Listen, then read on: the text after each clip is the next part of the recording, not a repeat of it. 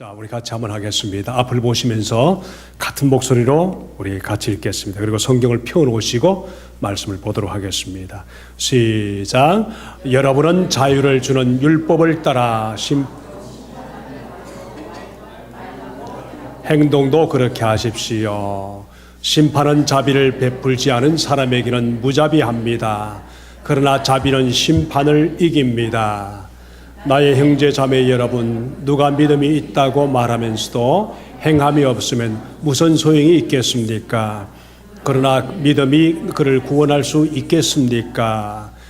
어떤 형제나 자매가 헐벗고 그날 먹을 것조차 없는데 여러분 가운데서 누가 그들에게 말하기를 평안하 가서 몸을 따뜻하게 하고 배부르게 먹으십시오 하면서 말만 하고 몸에 필요한 것들을 주지 않는다고 하면 무슨 소용이 있겠습니까?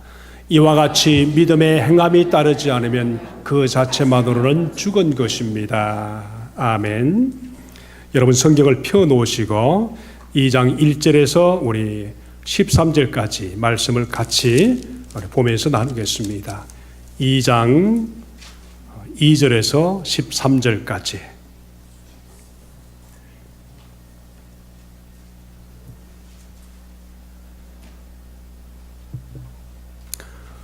신앙생활은 조금만 우리 생각을 바로 하게 되면은 신앙생활 자체는 행복할 수가 있습니다.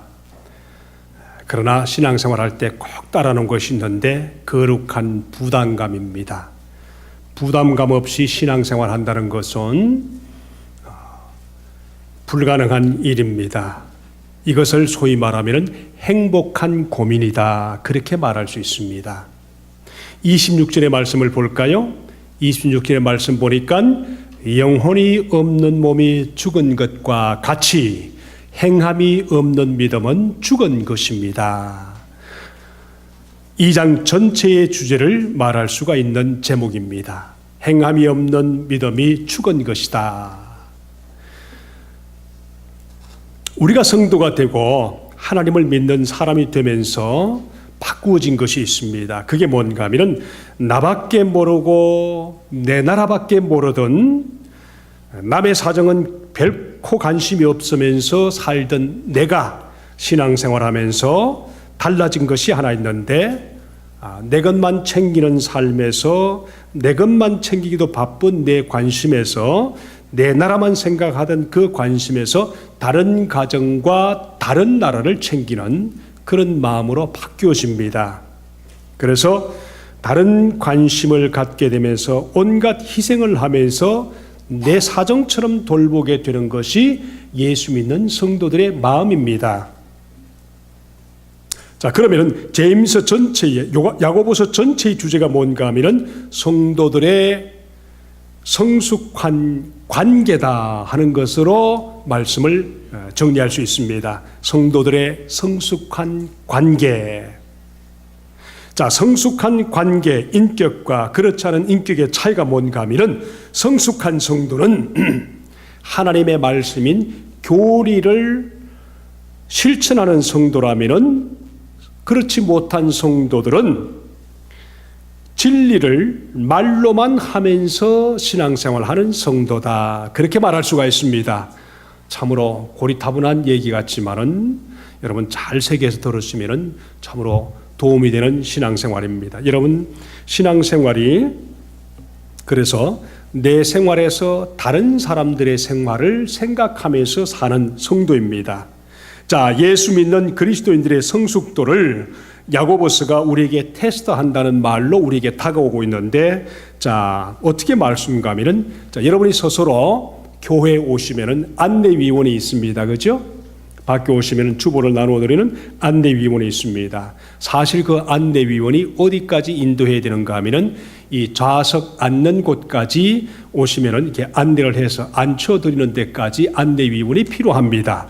그래서 밖에 한 분 서시고 안에 한 분 서셔서 안에서 안내위원 하면서 우리 새로 오신 분들은 제일 좋은 자리에 또 오래 믿으신 분들은 제일 안 좋은 자리에 자리를 바꾸어서 그렇게 해줘야 이게 정상적인 안내입니다. 그런데 우리가 안내위원회라고 하십시다.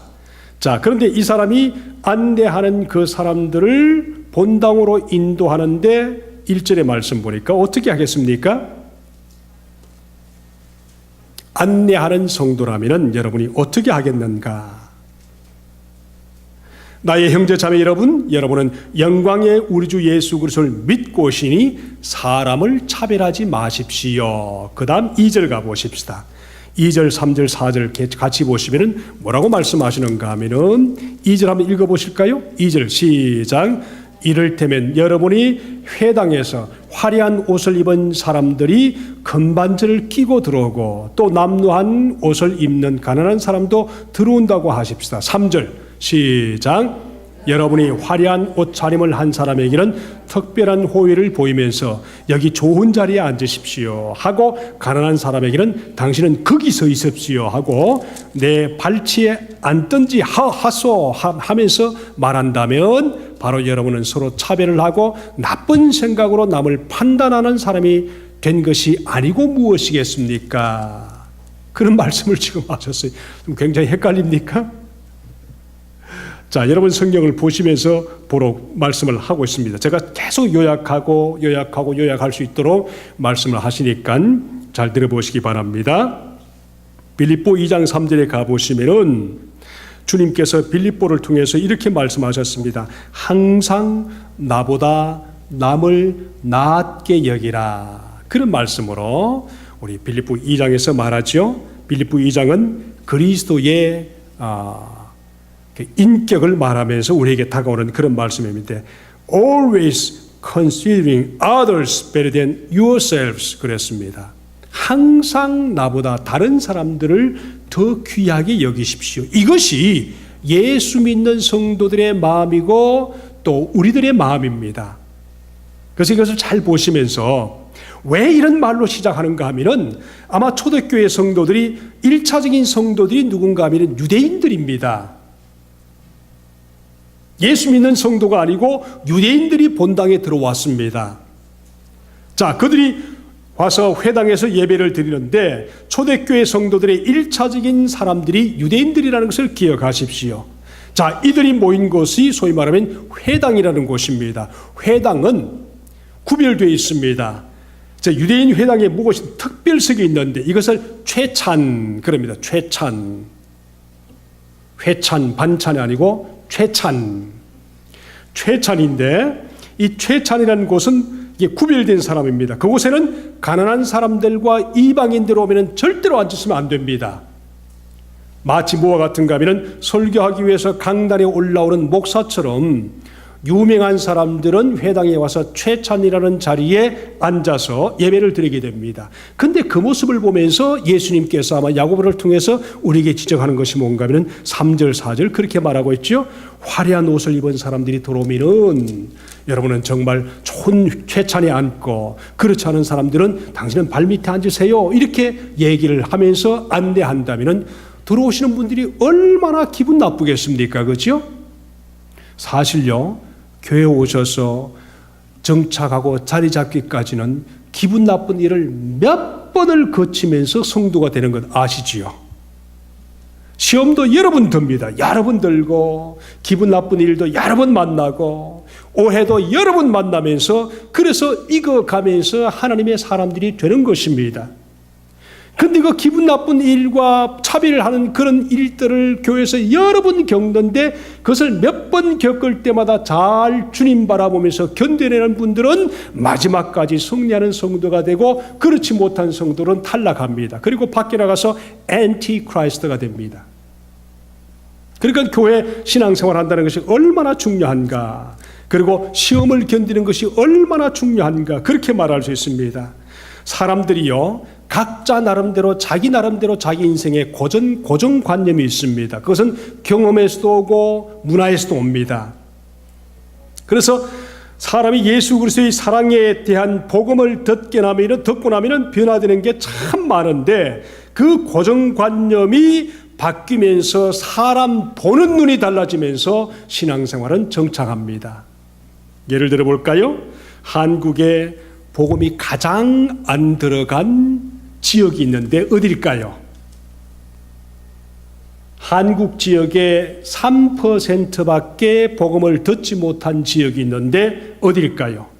최소한 25%에서 30%가 복음이 들어가 있는데 그 지역은 3%, 언더 3%밖에 복음을 듣지 못한 지역이 있는데 어딘가 하면은 경주, 안동, 그리고 제주도랍니다. 그래서 미국 선교사들이 파송되는 곳이 유일하게 제주도와 경상남북도 그곳인데 왜 그런가 하면은 그곳은 조상들에 대한 고정관념이 굉장히 바뀌어 있어서 그게 변화되지 않는다는 겁니다. 아무리 복음을 전해도 우리 조상보다야 귀하겠어? 그렇게 나온다는 겁니다. 얼마나 힘들겠어요? 근데 그들이 하나님을 믿게 되면은 조상들보다도 더 귀중하신 하나님을 발견하고 사람을 보는 생각 그리고 그런 모든 사실에 새로운 눈을 뜨고 바뀌게 되는데 특별히 그때부터 사람 보는 생각과 조상을 대하는 생각이 바뀌면서 그들 중에서는 수많은 사람들이 선교사로 나가서 새롭게 인생을 시작한다고 합니다. 여러분 아프리카에 선교 가보세요. 말이 통합니까? 세상적으로 차이가 얼마나 많이 납니까? 그곳에 가서 정말 선교한다는 것은 보통 작전이 아닙니다. 정말 그냥 보기에는 보잘것없는 그런 사람을 대할 수밖에 없습니다. 자, 그런데 그들이 그곳에서 한참 살다 보면은 주님 때문에 자기가 스스로 바뀌어지는 모습을 보면서 아프리카 그 사람들을 보면서 나중에는 안식년 따라서 들어와서 쉬다가 사람들 보면서 하는 말이 뭔가 하면은 차라리 이곳보다 그곳이 낫다. 그러면서 하는 말이 그들의 순수한 눈망울이 잊혀지지 않는다. 그러면서 안식년도 짧게 끝내고 다시 들어가서 그들과 함께 산답니다. 여러분 사실 문화가 조금만 다른 나라에 가서 그들 접촉하면서 사는 것도 얼마나 우리가 오해를 많이 받습니까? 얼마나 많이 힘듭니까? 근데 사람이 주님 때문에 사람 보는 눈이 바뀌어지면서 자기가 스스로 바뀌어지고 그렇게 바뀌어지면서 사실 그 사람은 하나님의 사람들이 되어가는 것입니다. 교회 문제가 뭔지 아세요? 바로 이런 선교사들의 마음을 가지고 교회를 보지 않으면 항상 시험이 내 옆에 도사리고 있을 수밖에 없습니다. 야고보가 이런 간단한 사건을 통해서 나타나는 우리의 인격의 차별 문제를 가지고 믿음을 테스트한다 하는 것을 잊지 마시길 바랍니다. 이것을 잘 보시기 바랍니다. 요한 1서 4장 20절에 가면 주님께서 요한을 통해서 무슨 말씀을 하시는가 하면 누구든지 하나님을 사랑하노라 하고 그 형제를 미워하면 이는 거짓말하는 자니 보는 바 그 형제를 사랑하지 아니하는 자는 보지 못하는 바 하나님을 사랑할 수가 없다. 그렇게 우리에게 말씀하시는데 여기서 중요한 믿음의 원리가 하나 있습니다. 그것이 뭔가 하면은 우리와 하나님 사이의 관계는 우리와 사람 사이의 관계를 통해서 그 사람의 믿음을 알 수가 있다. 그렇게 말씀하십니다. 우리와 하나님과의 관계가 어떤지를 알려면 우리와 다른 사람과의 관계를 보면 알 수가 있다. 그렇게 말합니다. 왜 교회가 이런 문제가 교회 안에서 발생할까? 오늘 이 말씀 보니까 특별히 누구를 얘기하는가 하면은 교회 안에서 돈 많은 사람과 그렇지 않은 사람들의 차별 문제를 야고보가 봤던가 봅니다. 초대교회도 아마 재정 문제가 굉장히 많았지요. 아니면 사업하는 사람들이 교회에 돌아와서 돈 많은 사람들이 들어오면 사업에 도움이 될까 하면서 그 사람들을 우대합니다. 지금도 우리가 다 가지고 있는 이야기고 마음들이고 생각들입니다. 근데 상대가 누군가에 따라서 달라진다는 것은 하나님 앞에 오늘 말씀 보니까 죄를 짓는 것이다. 그리고 12절 13절의 말씀 보니까 심판이 있다고 그러셨어요. 참 무서운 말이지요. 상대가 지금 누굽니까? 유대인들입니다. 유대인들은 못하는 분들입니까? 사업에 아주 일가견을 가지고 있는 사람들입니다. 근데 이 사람들이 사람을 대하는 태도를 보면서 우리도 다분히 그런 마음을 가질 수가 있다. 그래서 교회 사람들이 많은 곳에 가서 사업을 하고 또 많이 배운 교회 가서 또 어떻게 하고 제가 한마디 부탁을 드리고 싶은 것이 있는데 그게 뭔가 하면은 신앙생활은 내가 가서 봉사할 수 있는 교회인가 아닌가를 보면서 선택하는 것이 좋습니다. 그리고 반드시 신앙생활 할 때는 내가 뭔가를 봉사해야지 하면서 몸된 교회의 지체로서 내가 봉사하면서 하나님의 몸된 교회를 만들어가는 것이 정말 중요한 사명이다. 이럴 때 하나님 앞에서 복을 받을 수가 있습니다. 아멘, 아멘. 이 마음을 가질 수가 있어야 합니다. 자, 근데 우리 사람이 참 변화되지 않습니다. 변하기가 너무너무 쉽지 않습니다. 고정관념이 얼마나 많은지 모릅니다. 저도 마찬가지입니다. 제가 언젠가 한참 전인데 전도사 때인 것 같습니다. 하나님, 왜 나를 요 모양 요 꼴로 만들어 놓고 나를 변하라고 하십니까? 왜 나는 요거밖에 안 되는데 목회자가 되라고 하십니까? 이 모양으로 만들어 놓으시고는 어떻게 날 보고 어떻게 합니까? 그러면서 제가 따진 적이 있어요. 근데 한참을 기도하는데 들리는 마음의 음성이 뭔가 하면 그랬습니다. 이놈아, 내가 할 것은 다 했다. 내가 너를 위해서 할 것은 이미 다 해줬다. 그 다음은 내 몫이 아니고 너의 몫이다. 그런 마음으로 확 다가오더라고요. 그래서 죽도록 노력하고 죽도록 내가 자신을 돌아보면서 하나님 닮아가야 되는구나. 그렇게 생각한 적이 있습니다. 1절의 말씀 볼까요? 형제자매 여러분, 여러분은 영광의 주 곧 우리 주 예수 그리스도를 믿고 있으니 그랬습니다. 우리가 누구를 믿는가 하면 영광의 주를 믿고 있다. 엄청나신 분을 믿고 있다. 하나님을 믿고 있다. 그분이 누구신가? 온 천지를 지으신 모든 것의 주인 되시는 그분을 믿고 있는데 그분이 누구신가요? 영광스러운 분이시다. 우리가 그분을 믿고 있다. 그러니까 그러면 그 영광의 우리 주 예수 그리스도를 믿고 있으니 그리스도인들은 어떤 마음으로 어떤 자세로 사람관계, 대인관계를 형성해야 될까? 그런 말씀으로 우리에게 지금 다가오고 있습니다.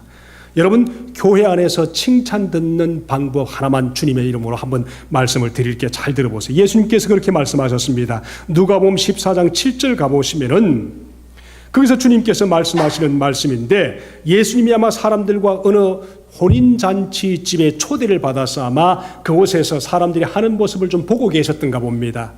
자, 그곳에 가서 예수님이 사람들이 혼인잔치에 쭉 들어오면서 사람들이 들어오면서 자기들이 앉아야 할 자리를 스스로 차지하면서 앉는 모습을 좀 보셨던가 봐요.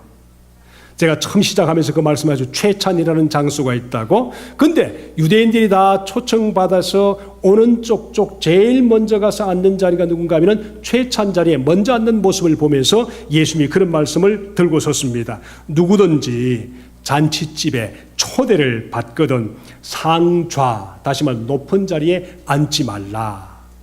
만약에 그 사람보다 더 높은 사람이 그 나중에 온다면 주인이 그 사람을 밑으로 내리고 그 높은 사람을 올리면은 거기에 먼저 앉아있던 사람이 얼마나 창피를 당하고 밑으로 내려가겠는가.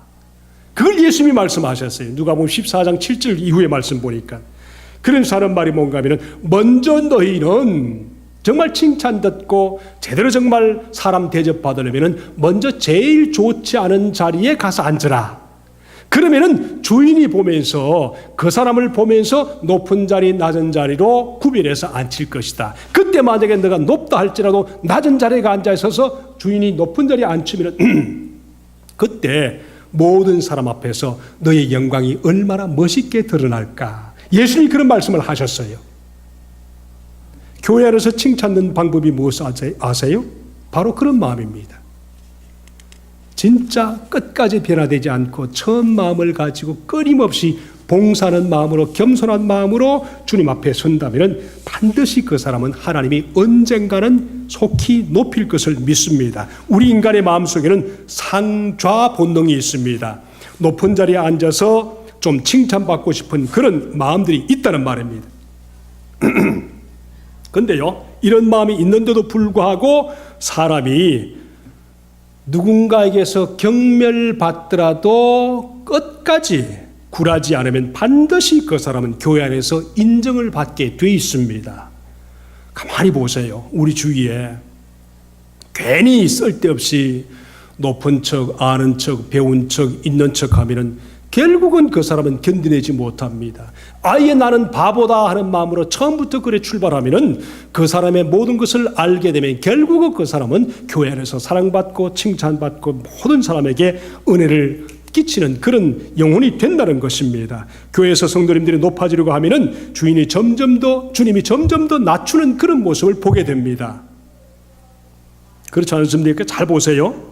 하나 부탁은요, 제가 정말 부탁드리고 싶은 것이 있는데 뭔가 하면, 먼저 믿으시는 분들은 젊은 분들이 교회에 들어와서 먼저 믿는 분들을 통해서 본을 받아서 좋은 교회와 좋은 교회 역사의 터전을 만들어갈 수 있도록 도와주는 역할이 굉장히 중요합니다. 사람들이 마음속에는 항상 어떻게 해요? 악한 마음으로 말하고 싶은 본능이 자기도 모르게 드러나고 나타날 때가 있습니다. 근데 교회 안에서 그런 모습을 보고 자라면은 금방 그 사람이 배우게 됩니다. 우리 미래 자매의 아들 이름이 뭡니까? 준현인가요? 제이든 아닙니까? 목장 예배 드리는데 저 흉내를 그렇게 냈다고 하는데, 야, 제가 좋은 모습을 보여야 되겠구나. 금방 알게 되거든요. 그 문화에서 자라는 것이 얼마나 중요한지 모릅니다. 교회 안에서는 바로 먼저 믿는 사람들이 이 모습을 보이는 것이 얼마나 귀한지 모릅니다. 그래서 한참 자라야 할 성도들 속에 말조심, 생각조심, 그리고 영향조심, 이것이 교회에서 만들어가야 할 중요한 은혜의 밭입니다. 여러분, 왜 제가 이런 말씀을 하는가 하면, 예수님께서 우리를 부르신 동기가 있습니다. 그게 첫 번째 뭔가 하면은, 우리가 악하고 죄가 많다 할지라도 마음의 동기를 보고 우리를 먼저 부르셨습니다.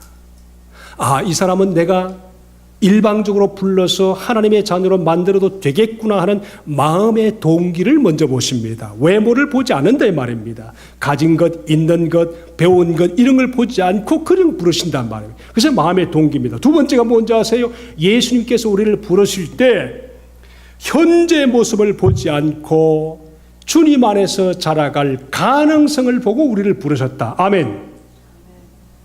이 마음을 꼭 가지세요. 아, 내가 주님 안에서 가능성을 가지고 하나님이 우리를 부르셨구나. 아멘, 아멘. 그러므로 우리는 주님 보시기에 가능성 있는 사람이다. 이런 확신한 마음을 가지고 신앙생활할 때 내가 주님 앞에서 변화될 수가 있습니다. 왜 제가 그런 말씀을 할 수 있는가 하면, 고린도전서 1장 26절의 말씀 보니까 하나님이 그렇게 말씀하셨습니다. 형제들아, 너희를 부르심을 보라. 지혜 있는 자가 많지 아니하며 문벌 좋은 자가 많지 않았다. 27절의 말씀 보니까, 그러나 하나님께서 세상에 미련한 것들을 택하사 지혜 있는 자들을 부끄럽게 하시고 세상에 약한 것들을 택하사 강한 것들을 부끄럽게 하려 하시며, 29절의 말씀 보니까 하나님께서 세상에 천한 것들과 멸시받는 것들과 없는 것들을 택하사 이런 것들을 폐하려 하시나니 이는 아무 육체도 하나님 앞에서 자랑하지 못하게 하려 하심이라. 목회자들이 처음에 부름받았을 때 똑같이 하는 말입니다. 어떻게 나 같은 사람을 부르셨습니까? 이런 고민을 한 번쯤은 합니다. 정말 여러분이 예수 그리스도 안에서 돌아와서 정말 한 번쯤은 가져야 할 마음이 뭔가, 어떻게 나 같은 사람을 하나님 당신의 자녀로 삼으셨습니까? 이것을 고백할 수 있을 때 은혜라는 것을 깨닫습니다. 믿습니까? 그런 고민 해보셨어요? 정말 내가 주님 앞에서 어떤 모양으로 살았는데 이 모양으로 부르셨습니까? 정말 거듭나고 난 후에 교회에 아무도 올 수 있는 영혼들이 아니죠, 그렇지요? 교회에 앉아서 예배 드린다는 자체는 여러분 정말 하나님 보시기에는 대단한 것입니다.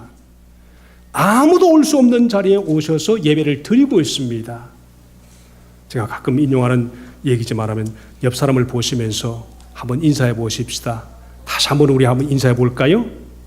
옆 사람을 보세요. 그리고 인사해 보세요.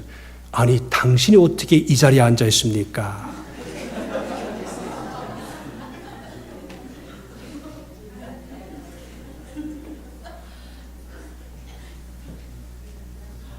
여러분 예배드리면서 주님 앞에 돌아와 예배드리고 있다는 이 자체만 정말 여러분이 영혼으로 기쁘게 여러분을 발견한다시면은 정말 하나님의 은혜가 무엇인지를 압니다. 이런 은혜를 가지고 있는 자가 목사가 될 수 있고 선교사가 될 수 있고 집사님들이 될 수 있고 하나님의 자녀가 될 수 있다는 것입니다. 이것을 꼭 기억하십시오. 하나님은 우리를 부르실 때 약해서 부르시고 약한 것 때문에 강한 사람들을 부끄럽게 하시고 우리가 천했는데 멸시받았는데 없었는데 그래서 돌아와서 보니까 있는 사람들을 정말 부끄럽게 만드는 그런 자리로 바꾸어 주셨다. 이게 하나님의 은혜입니다. 왜 그런가 하면은 우리가 주님 앞에 돌아와서 내가 나 자신을 발견하니까 아무도 자기 자신을 자랑치 않고 내가 주님 앞에 돌아와서 하나님의 자녀로 하나님을 자랑할 수 있도록 그렇게 만들기 위해서 하나님이 부르셨다. 여러분 따라하십시다. 나는 하늘나라에서 가능성이 있는 사람들이다.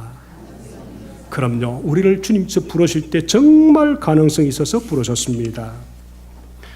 하늘나라에서 가능성 있는 분들을 뽑아놓으신 것이 성도입니다. 그리고 그리스도 자신이 사람들에게 경매를 받으시면서도 결코 굴하지 않았습니다. 그러므로 교회 안에서 내 자신이 경매를 받거나 어려움을 당할 때마다 사람보다는 하나님이 나를 인정하셔서 하나님의 성도로 붙들어 주셔서 예배드리게 하시고 성도로 만드셨다. 이 마음을 가지시고 승리하시기를 축복합니다. 디모데전서 6장 17절의 말씀 보니까 바울이 부자에게 참 좋은 충고를 한마디 하셨는데 너가 이 세대의 부한자들을 명하여 마음을 높이지 말고 정함이 없는 재물에 소망을 두지 말고 오직 우리에게 모든 것을 후히 주시고 누리게 하시는 하나님께 마음을 두라. 그런 말씀을 하셨거든요. 왜 우리가 사람 관계를 귀담아 들여야 하는가 하면은 12절 13절의 말씀 보니까 하나님의 심판 때문에 그렇습니다. 우리가 사람을 함부로 대한다면 심판을 받게 된다고 그랬습니다. 12절 말씀 볼까요? 자, 여러분은 자유를 주는 율법을 따라 앞으로 심판을 받을 각오로 말도 그렇게 하고 행동도 그렇게 하십시오. 그러니까 성도들이 한마디 잘못하는 것 때문에 얼마나 우리가 나중에 어떤 대가를 치를까 하는 것을 기억하셔야 됩니다. 제가 날이 갈수록 점점 더 느끼는 것이 있는데 그게 뭔가 하면 하나님의 말씀은 정말 그대로 이루어지고 계시는구나. 이걸 정말 놀랄 때가 많습니다. 깜빡깜빡 놀랄 때가 많습니다. 그러므로 하나님의 말씀을 정말 조심스럽게 보시면서 이해할 수 있어야 됩니다. 이거 잘 보시기 바랍니다.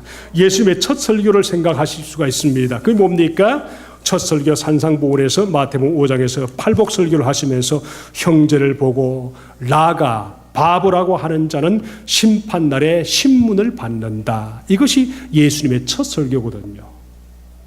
그래서 우리가 정말 주님 앞에 돌아와서 주님 앞에 한 몸이 되었다는 것이 얼마나 중요한 놀라운 하나님의 은혜인가.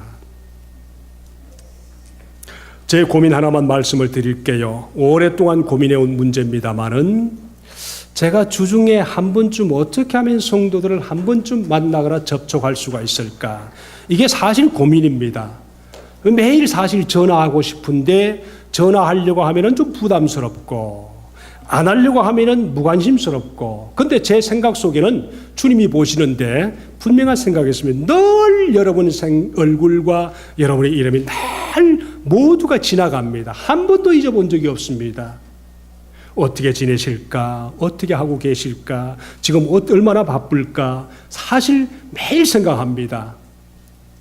다음 주에 어떻게 설교할까? 이것도 생각하지만은 한 번쯤은 꼭 돌아갑니다. 근데 전화를 하려고 하면 지금쯤 뭘 하고 계시겠지, 바쁘겠지, 방해되겠지. 이게 사실 제 마음속에 굉장히 부담입니다. 또 전화를 해보면은 또 받는 분도 또 부담스러워 받으세요. 그러니까 사실 생각은 있는데 어떻게 하면 좋을까? 이게 사실 제 고민입니다. 그런데 만약에 여기서 어떤 말씀 나눔 모임이라든가 어떤 목장 모임이든가 있으면은 정말 찾아가서 그곳에서 함께 하시면 참 좋겠어요. 그래서 삶도 나누고 또 이런 것도 저런 것도 얘기도 들어보고 이렇게 하면 참 좋겠습니다. 여러분 제가 여러분을 꼭 한 번씩 돌아가면서 생각하니까 여러분도 저를 한 번씩 생각하면서 생각하고 또 마음의 말씀에 묵상할 때마다 반 목사 정말 목회 잘할 수 있도록 하나님 앞에서 쓰임 잘 받을 수 있도록 꼭 한 번씩 기도해 주시길 부탁합니다. 아멘. 이때 부탁했습니다. 제가 여러분 하나님 정말 이 집사님 앞에 계시니까 이 집사님 이렇게 고쳐주세요. 저렇게 고쳐주세요. 저는 절대로 누구를 고쳐달라고 기도하지 않습니다. 하나님 정말 예수님을 잘 믿을 수 있도록 예수님을 잘 닮아갈 수 있도록 그렇게 하십시오. 반 목사 이게 부족하니까 이걸 꼭 좀 고쳐주세요. 반 목사 저거 못하니까 저걸 꼭 좀 고쳐주세요. 여러분 아무리 그 기도 해봤자 제가 안 고쳐집니다. 자꾸 나쁘게만 보일 뿐입니다. 그래서 어저께 제가 누구하고 얘기하다가 그런 얘기했습니다. 사람이 스트롱 포인트와 윅 포인트가 있는데 너 윅 포인트를 고쳐갈래? 스트롱 포인트를 따라갈래? 그랬더니 그 사람 하는 말이 윅 포인트를 고쳐나갈래? 절대로 안 고친다. 스트롱 포인트를 더 잘할 수 있도록 끊임없이 스트롱 포인트를 따라서 행동해라. 그러면 점점 더 그것이 강해지면서 윅 포인트는 자동적으로 더 커버가 되면서 올라갈 수 있다. 그런 제가 얘기를 드렸습니다. 아, 그랬더니 그게 맞네요. 그런 얘기 하는 거예요. 이게 리더십에 공부하다 보면 꼭 나오는 얘기입니다.